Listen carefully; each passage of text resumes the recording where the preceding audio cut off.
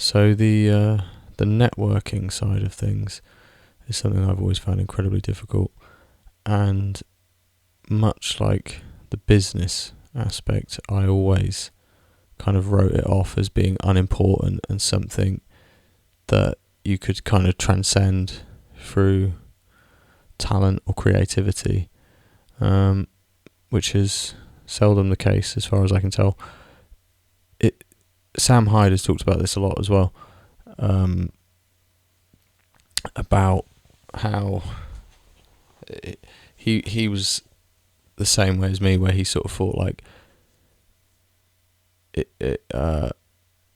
doesn't matter how I am, like I can be a sort of a weird freak around people, and it shouldn't matter because I make good stuff, and like this is all just about making things, and it doesn't really matter what you're like as a person or if you have appropriate social skills and things like that. And I treated every interaction in the past as just like sort of fuck it. Like I just kind of thought like I would just like do kind of weird, crazy things and sort of think like oh, it doesn't matter, like I'm just a strange guy, whatever. And I also was fairly closed off a lot of the time to the kind of networking aspect of it, and it annoyed me that it was important, and it still does annoy me a little bit that it's important, but it's just a fact of life. So I think, again, much like the finance aspect, if it's something you ignore or choose not to think about, or that doesn't suit you, I think you're going to have to think about it one way or another in the future anyway. So it's better to just do so and start figuring out how you'll manage it, because I know it's much easier for some people than others. There are people who are good at creating things and who are also good at socializing and networking, and then there are people who are good at creating things and are like terrible at socializing and networking, and are often like kind of the opposite, completely introverted and stuff. So I mean, it may be that it really just is not possible for you to engage in that side of things, and that's how I felt about myself in the past. I realise in hindsight I definitely could have done more, but I think it's very rare that it's something that you sort of can't do in any way, shape or form. And I think sometimes it gets perceived in the wrong way. Like I think I used to perceive it in the wrong way, and I used to think, I don't know, it used to annoy me because I used to know that I was pretty good, but then I thought like people just thought I was a weirdo, so they didn't sort of really want to, work with me or put me on lineups or things like that. And some of it was maybe often just, that I wasn't as good as I thought I was, or people didn't think I was. But I always, it always annoyed me, and I kind of reacted to it. And I realise now, like, the more I think about working with other people, or like helping other people with things, I do tend to think, I'd rather it was someone who was nice, I'd rather it was someone who's like easy to get along with, and who seems, above all really for me, like sort of professional, or at least just straightforward, like if they say they're going to do something, they do it, and if they change their mind, they tell you, and they're just like normal and easygoing to deal with. I don't really care if they're like, same type of person as me, or if I really like them or not, but like it is important that they seem like a reasonable, easy to be around person. And I think when I was like turning up to everything, like going to the studio and drinking White Ace and stuff, I think I was not giving off that impression. And I was like, I would go to gigs and just like, I would just like sit in the corner, and I just would like sort of stare, and just I don't know, I I didn't really. I had a sort of defensive, adversarial attitude towards it, and at times, maybe like understandably so. But I don't sort of look back and feel bad, about the other people. I just sort of think my own behaviour was a bit self-sabotaging, but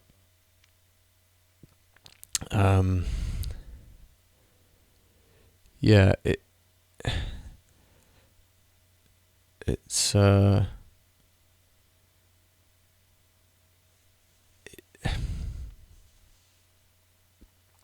now I know in hindsight that whilst I couldn't have necessarily networked to the extent that other people do, because there are some people you see, obviously, like I'm sure many of you have seen them in like your local music scenes and stuff, people who are not very good, but they're kind of they have either like, they arrange events or things like that, or they kind of like know a lot of people, or they work for someone or something of significance, and it affords them a sort of undue level of success, and you can kind of that there are ways to do things like that for yourself, even if it's not something that comes entirely naturally to you. But again, it's one of those things. In a way, I almost regret starting a video on it, because I still haven't figured this stuff out myself, especially as I started to finally figure it out. I moved to Spain and then COVID happened, so I haven't really had a chance to do anything. But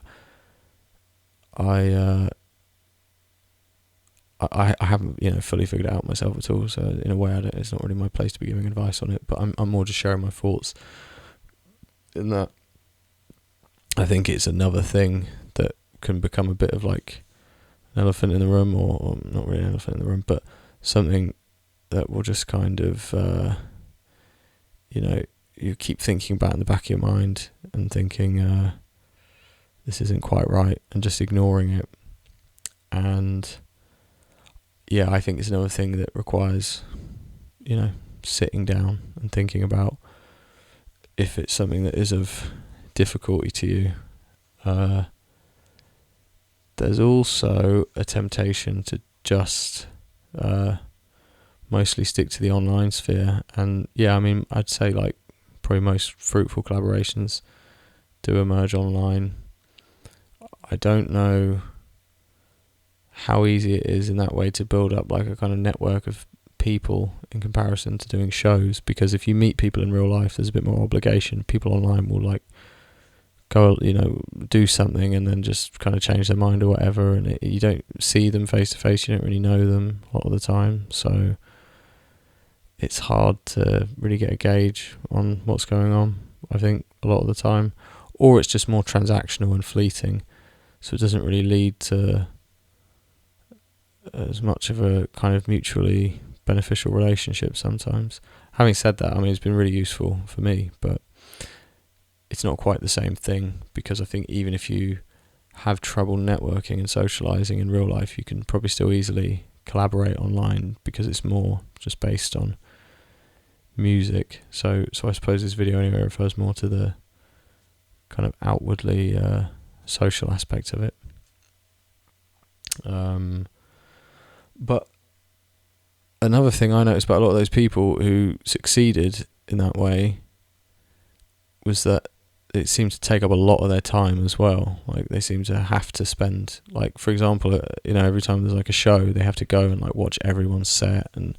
like it seemed like a lot of these people, someone or another that they know would be doing a show like almost every night, and running those nights takes a lot of time as well. Often that's like 6 to 10 hours or more out of the house, and like drinking and stuff usually, and then I think it's quite hard to be in a good work rhythm if you're doing a lot of that stuff. And that's what I found. I another thing that put me off was like I would go to these things, and like I would try to make an effort, and I'd like stay for the whole thing and everything, and watch everyone's set, and then some of them I'd go home and I'd think, shit, like I could have spent sort of 10 hours, or maybe not quite 10 hours, 6-8 hours making music, and instead kind of nothing happened. Like, things do materialize from it, but sometimes on the night you look back and you think, okay, well, what really happened? You know, I went up on stage, I did some stuff, didn't get paid for it. Nothing, you know, maybe someone will follow me on Facebook or YouTube or whatever, but not necessarily. And then I watched a bunch of other people's shows of varying levels of quality, myself included in that. I'd sit through all of that, spend money on drinks and stuff. I know I sound like a real dick, like sort of resentfully moaning about how I have to sit through other people's sets, like, but obviously it does take a long time, and if you don't, I don't know, if you just sort of sat there, you know,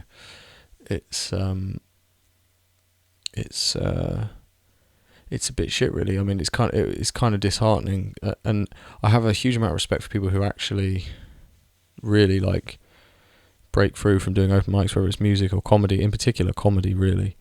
because I can imagine that feeling of hopelessness is pretty intense sometimes when you're just doing open mics over and over again, and you're just seeing other comedians or other musicians, and you just, you know, you keep seeing the same people who they're not audience members, they're other people who are in the same position as you, and like once in a while you get little glimpses of like more useful exposure, and you know, a couple of people turn up and they like your stuff and whatever, and I know it builds up over time, but it is sometimes hard to justify the time expenditure at the time, which I guess it always comes back to, you know, it's just like, feels a lot of the time that there's not enough hours in the day, there's not enough resources, not enough financial or mental resources or time. So yeah, I think that's why networking and socializing and all of that shit is something that we have to be like really, really smart about, and give it a lot of thought, and try to figure out what's actually realistic and feasible for you, what will actually work. Because there were some scenes in the past I would try and, like, you know, get involved with, and it was just ridiculous. Like, it just would have been so stupid, and it was a waste of my time, and it wouldn't have made any sense, you know, for me to be a part of it, and it was a waste of their time as well. Again, I'm sounding like a real dick, but yeah, it sort of there were some efforts I made that were completely pointless, and just trying to, like, you know, force something where it didn't fit. So it's really important to carefully consider how you're spending your time in that regard, because I used to just think like, oh well, I should be able to just go to these things and like be a part of it. Why can't I? You know, like I should, like. But I also knew in the back of my mind, like, I sort of thought like, it doesn't really seem quite right. It doesn't seem necessarily like something I should be spending my time on. And I suppose you just learn through trial and error in that regard. You know, it's better to like try things at the very least, and to like put yourself out there for things. You know, there's something, you never know what can happen. But at the same time, there were times I was kind of like bashing my head against a wall, trying to sort of fit in places where I didn't really fit in order to be a part of, you know, some sort of music scene. Yeah, I think there's a risk of doing a lot of that, and there are people you see who seem to just be kind of perpetually like at shows and supporting other people's stuff, and like in exchange for kind of like mutual support, and I think that can be really, really good, but it does seem quite draining for some of those people. So yeah, it's not the time you spend doing those things, it's not nothing.